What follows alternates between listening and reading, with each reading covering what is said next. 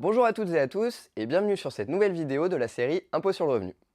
Au programme d'aujourd'hui, et j'espère que vous avez de quoi prendre des notes, un champ particulier des revenus professionnels, le régime d'imposition des plus-values. Je vous ne le cache pas, c'est un peu complexe comme sujet, mais bien le comprendre est nécessaire pour tout entrepreneur ou dirigeant de société, car vous serez impacté dès que vous aurez un bénéfice ou une perte lié à la sortie d'un bien de votre actif. Et vous le verrez, c'est bien plus courant qu'on y pense. Allez, le régime d'imposition des plus-values professionnelles, c'est maintenant, c'est parti.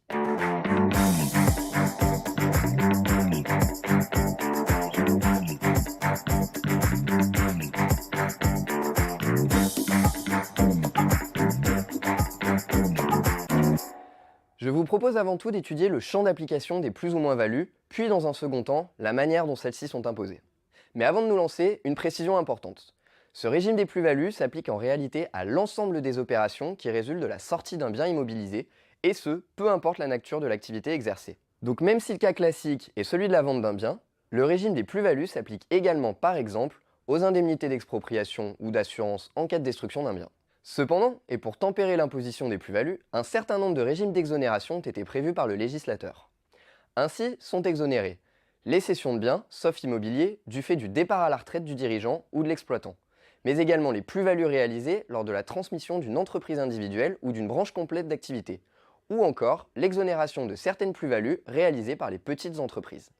Il faut toutefois préciser que ces différents régimes, prévus dans le Code général des impôts, obéissent tous à des conditions strictes puisqu'ils permettent d'exonérer la plus-value d'imposition.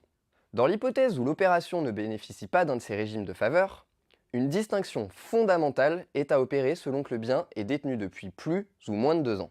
Si le bien est détenu depuis moins de 2 ans, la plus-value sera dite à court terme et sera taxée comme du résultat ordinaire. Il est néanmoins possible d'étaler son imposition sur 3 ans. Par contre, si le bien est détenu depuis plus de 2 ans, alors la plus-value sera dite à long terme et fera l'objet d'un régime de taxation réduite. Voyons maintenant comment seront imposées les plus ou moins-values. Le montant de la plus-value imposable s'obtient par la soustraction de la valeur nette comptable, VNC, du bien cédé, net de frais, de son prix de cession. La VNC d'un bien est la valeur que le bien avait à son entrée à l'actif de l'entreprise, diminuée des amortissements ou des provisions pratiquées. Pour simplifier, c'est la formule suivante. Prix de cession moins VNC, qui est le prix d'acquisition moins les amortissements et les provisions. Un exemple ? La SARL Dupont-Martin vend une machine industrielle pour 30 000 € qui lui avait coûté 40 000 € il y a 2 ans.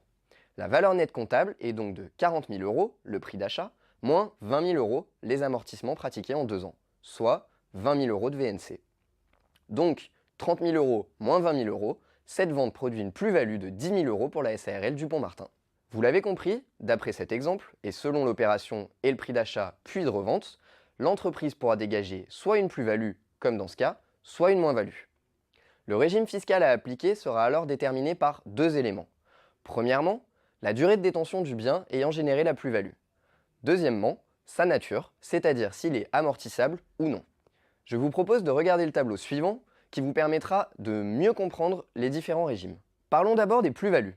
Une distinction est faite par la loi selon si le bien a été détenu depuis plus ou moins de 2 ans, et ce, malgré sa nature amortissable ou non.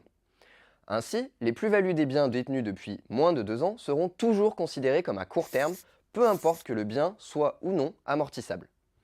A l'inverse, si le bien est détenu depuis plus de 2 ans, la plus-value sera intégralement à long terme pour un bien non amortissable, mais pour un bien amortissable, la plus-value sera à court terme à hauteur du montant des amortissements pratiqués et à long terme pour le surplus. Concernant les moins-values maintenant, elles sont toujours considérées comme à court terme concernant les biens amortissables sans égard à leur durée de détention, c'est-à-dire qu'ils aient été ou non détenus pendant plus de 2 ans. A l'inverse, la moins-value sur les biens non amortissables sera considérée comme à court terme lorsqu'elle concerne un bien détenu depuis moins de 2 ans et à long terme lorsqu'elle concerne un bien détenu depuis plus de 2 ans. Regardons plutôt un exemple, ce sera plus parlant. Reprenons l'exemple précédent de la SARL Dupont-Martin avec une plus-value de 10 000 €. Comme celle-ci est inférieure aux amortissements pratiqués de 20 000 €, elle est donc imposée intégralement à court terme.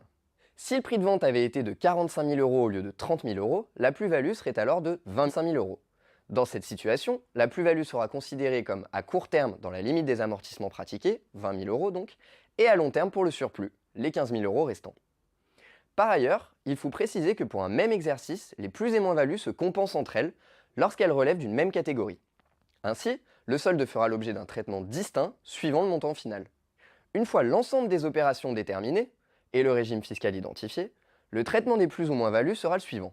Concernant les moins-values nettes à court terme, celles-ci seront déductibles du résultat fiscal. Si le résultat n'est pas suffisant, le solde restant de la moins-value sera assimilé à un déficit d'exploitation et pourra donc s'imputer sur les résultats des exercices suivants.